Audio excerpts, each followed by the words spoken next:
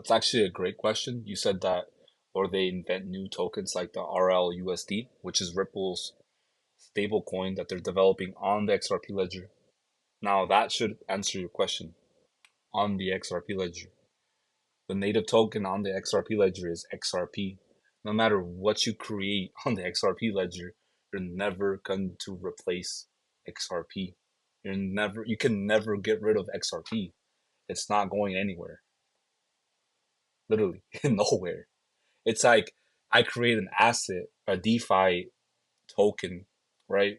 Or service or anything on the Ethereum network.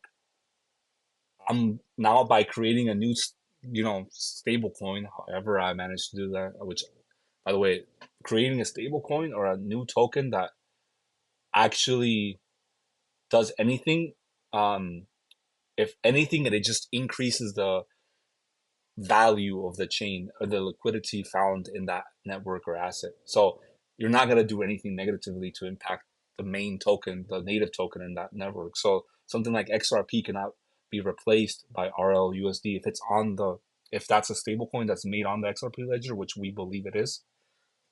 Then no, it's not going to do anything.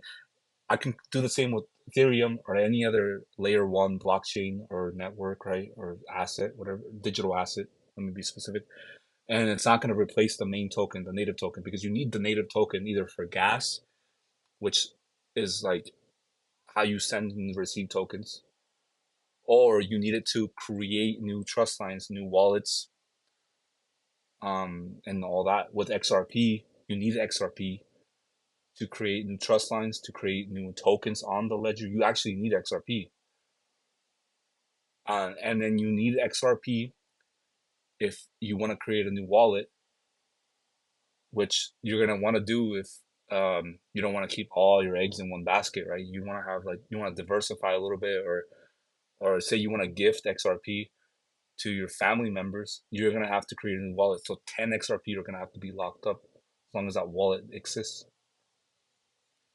So no, they can invent new tokens, but the moment they tell you this asset that we're inventing, this new token that we're inventing, is gonna sit outside of the XRP ledger. It's gonna operate independently to it, unaffected by it, and this is completely separate. It's a completely separate product. That's when you should be worried, not right now. So that's my answer to your question.